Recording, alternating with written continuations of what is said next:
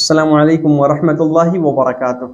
अल्हम्दुलिल्लाह वस्सलातु वस्सलामु अला रसूलिल्लाह अम्मा बाद। मेरे प्रिय साथियों, कल और परसों के पाठ में, अपने पहले और दूसरे पाठ में मैंने इस्लाम धर्म की सत्यता और यही ईश्वरीय धर्म है, इसी का अनुसरण हम करेंगे, हमको सफलता और मुक्ति प्राप्त हो सकता है।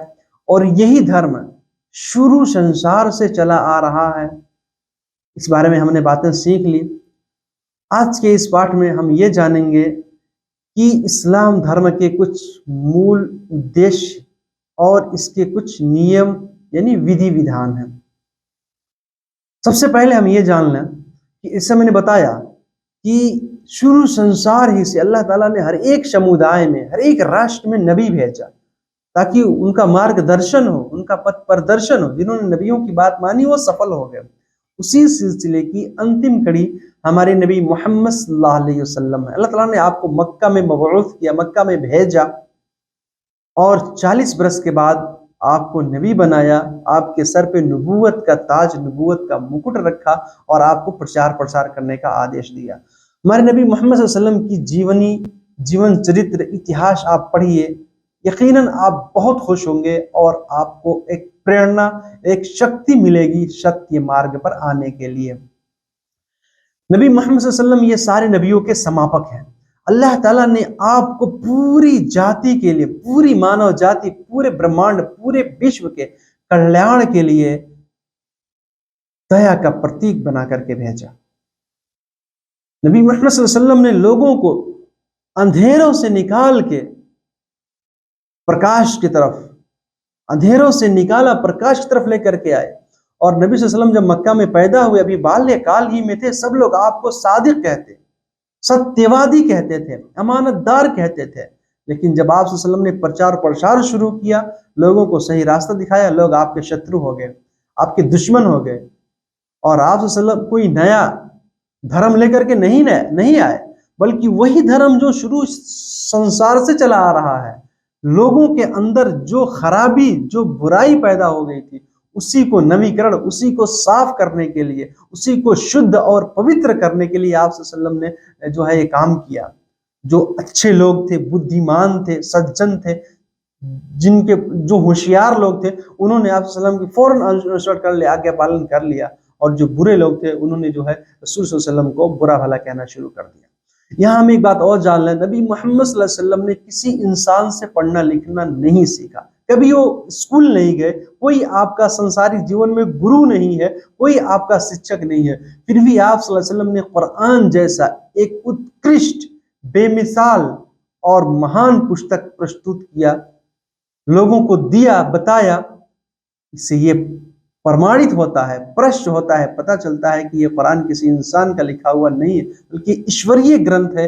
अल्लाह ताला जिब्राइल के जरिए वही भेजता था और नबी मोहम्मद सल्लल्लाहु अलैहि वसल्लम उसको याद करते थे, सारे सहाबा को बताते थे। ये कुरान चैलेंज करता है, चुनौती देता है, परलय के दिन तक कोई इस जैसा एक आयत भी लेकर के आ जाए। इससे भी हमको इस्लाम धर्म की सत्यता का प्रमाण मिलता है। हमें सोचना चाहिए, समझना चाहिए। हमारे जो दूसरे भाई हैं, हिंदू, सिख, ईसाई, मेरे भाइयों, ये शुरू संसार से नहीं है, बाद में लोगों ने अपने स्वार्थ के लिए ये सारे बनाए। जब हमें पता है कि ईश्वर एक है, अल्लाह एक है, तो फिर ईश्वर का धर्म भी एक होगा, जो शुरू संसार से होगा, प्रलय के दिन तक सुरक्षित होगा।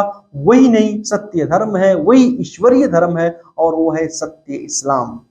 कुरान का एक मात्रा, एक बिंदु, एक हरफ, एक अक्षर की भी चेंजिंग आप नहीं पाएंगे प्रलय के दिन तक। चाहे वो नेपाल का, चाहे इंडिया का, चाहे सऊदी का, चाहे जहां का भी कुरान हो, छोटा बड़ा हो सकता है, लेकिन एक लफ्ज का भी फर्क नहीं हो सकता किसी भी कुरान में। ये बात हमको सोचना चाहिए, हमको सत्य मार्ग में आना चाहिए ताकि हम सफलता प्राप्त कर सकें। मेरे भाइयों, आइए हम जानते हैं इस्लाम धर्म की कुछ बुनियादी बातें।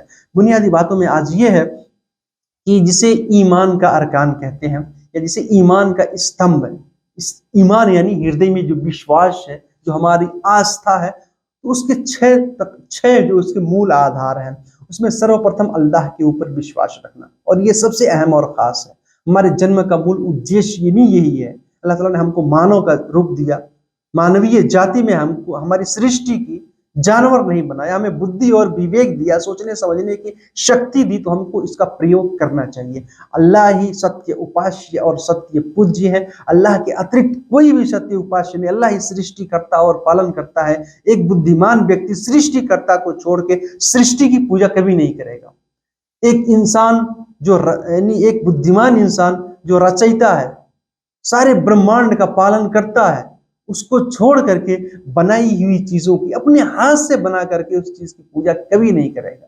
और तरह तरह के लोग बातें करते इसमें भगवान की आत्मा आती है, ये सरासर गलत है। इसका कोई भी सही प्रमाण नहीं है। इसी वजह से हम केवल एक अल्लाह की इबादत करें और अल्लाह के अधीन जितनी भी चीजें पूरे संसार में है हम उसकी इबादत ना करें। चांद सूर्य सब अल्लाह की आज्ञा के अधीन है। अल्लाह आज्ञा देता है, चांद निकलता है, अल्लाह आज्ञा देता है, सूर्य उदय होता है। अल्लाह अगर आज्ञा ना दे तो सब विध्वंस हो जाएंगे।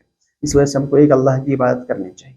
मेरे भाइयों, दूसरे नंबर पे है अल्लाह ने बहुत सारे फरिश्तों को भी पैदा किया। फरिश्ते ये देव या देवदूत इन्हें कह सकते हैं। अल्लाह ताला ने इनको प्रकाश से बनाया है और ये देवदूत हैं।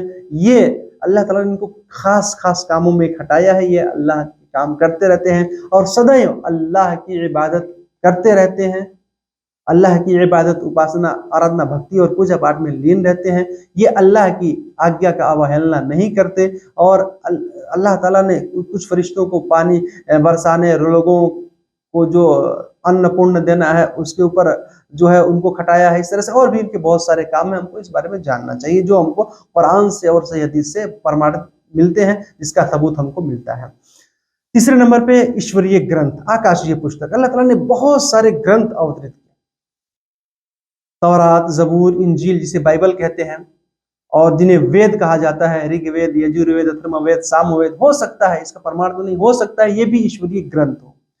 तो अल्लाह ताला ने तकरीबन हर समुदाय में जो है इस तरह के ग्रंथ को नाफिज किया ताकि लोग उसी के अनुकूल कर्म करें। तो ये जितने भी ग्रंथ थे, तो उस समुदाय के लोगों ने, जो नबी सल्लल्लाहु अलैहि वसल्लम से पहले के, हमसे पहले के लोग थे, जिन्होंने इसके अनुकूल सही कर्म किया, वो सफल हो गए, उनको सफलता प्राप्त हो गया, वो मुक्ति प्राप्त कर लिए। लेकिन आज के इस दौर में हमको सिर्फ कुरान का अनुसरण करना है। क्यों? क्योंकि वो ग्रंथ उन्हीं के लिए खास था, उन्होंने उसी के अनुकूल कर्म किया, वो सफल हो गए। अब वो ग्रंथ आज सुरक्षित नहीं है, क्योंकि उसकी सुरक्षा की जिम्मेवारी अल्लाह ने नहीं ली थी। उन्होंने उसके अनुकूल कर्म किया, वो सफल हो गए। और फिर बाद में लोग, ऐसे भी लोग आए जिन्होंने अपने स्वार्थ के लिए उस ग्रंथ में परिवर्तन कर दिया, हेर फेर कर दिया, उसमें कुछ चीजों की समावेश कर दिया, जो उसमें यानी उनके लिए मुश्किल लग रहा था, उसको उन्होंने डिलीट कर दिया वहां से। क्यों? क्योंकि उसकी सुरक्षा की जिम्मेवारी अल्लाह ने नहीं ली थी, इसी वजह से। तो इस वजह से आज के इस युग में हमको केवल कुरान का अनुसरण करना है, क्योंकि ये कुरान उन सारे ग्रंथों की पुष्टि करता है, उन सबका संरक्षक है, और इसकी सुरक्षा की जिम्मेवारी स्वयं अल्लाह ने प्रलय के दिन तक ली है। आप देखें, कहीं का भी कुरान होगा, इसमें कोई भी चेंजिंग, कोई भी तब्दीली, कोई भी उसके अंदर हेर फेर नहीं हो सकता। इसी वजह से हमको कुरान के मुताबिक अमल करना है। चौथे नंबर पे है नबियों के ऊपर ईमान। नबी, रसूल, संदेशता, संदेशवाहक, अल्लाह ताला ने हर एक समुदाय, हर एक राष्ट्र में नबी भेजा। जिन लोगों ने नबी की बात मानी वो सफल हुए, जिन्होंने नबियों से दुश्मनी रखी वो असफल हुए। हम इतिहास पढ़ सकते हैं शुरू संसार से, और उसके बहुत सारे प्रमाण हमको यहाँ पे मिल सकते हैं। आप मूसा अलैहिस्सलाम और दूसरे ईसा अलैहिस्सलाम, फिरौन की लाश आज भी रखी हुई है। उसने मूसा अलैहिस्सलाम से शत्रुता की, दुश्मनी की, अपने आप को भगवान कहता था, अल्लाह ताला ने उसको बर्बाद कर दिया। आज भी मिस्र में उसकी लाश रखी हुई है। तो हमको इस बात पर विश्वास रखना चाहिए। पांचवें नंबर पे है प्रलय के दिन के ऊपर विश्वास। यह हकीकत है। हमारे कुछ भाई कहते हैं दुनिया में आया, खाया पिया, मर गया, समाप्त है। इंसान का आत्मा कभी नहीं मरता है, वो तो परलोकीय जीवन में जाता है। ये सत्य है। हम जो भी कर्म करेंगे उसका हिसाब हमको देना पड़ेगा। इसके लिए, इसके अतिरिक्त हमको कोई चारा नहीं है। आप एक मोबाइल देख लीजिए, एक इंसान ने बनाया, अल्लाह ताला ने इंसानों को बहुत थोड़ा सा दिमाग दिया है। अब हम मोबाइल में कुछ भी बोल देते हैं, हम मर जाएंगे, लेकिन ये महफूज रहेगा, सुरक्षित रहेगा। तो क्या अल्लाह ताला इस बात पर सामर्थ्यवान नहीं है कि हमारे सारे कर्मों को सुरक्षित कर सके? यकीनन हमारे सारे कर्म सुरक्षित हो रहे हैं। एक जर्रा बराबर भी हमने कोई अच्छा काम किया या बुरा काम किया है, प्रलय के दिन हम उसको देखेंगे। अच्छा काम किया है तो कामयाब होंगे, सफल होंगे, जन्नत में जाएंगे, स्वर्ग में जाएंगे। बुरा काम किया है तो हम नरक में जाएंगे। इसी वजह से जब तराजू कायम होगा, नेकियां और बुराइयां दोनों तौली जाएंगी, पाप और पुण्य रखा जाएगा।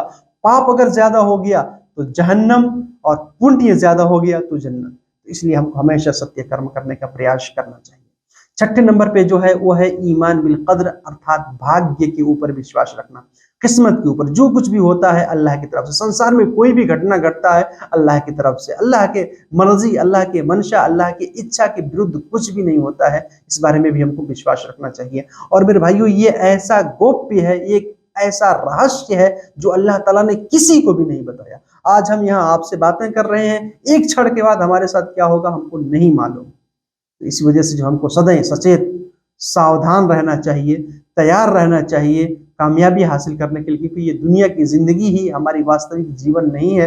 ये तो चंद दिनों के लिए है, कुछ क्षणों के लिए है, 50 साल 60 साल, उसके बाद से फिर हमारी मृत्यु होगी और हमारे परलोकीय जीवन की शुरुआत होगी। और हमारे कुछ भाई कहते हैं कि नहीं, पुनर्जन्म होगा, फिर जन्म लेके दूसरे जन्म लेके दुनिया में आएंगे।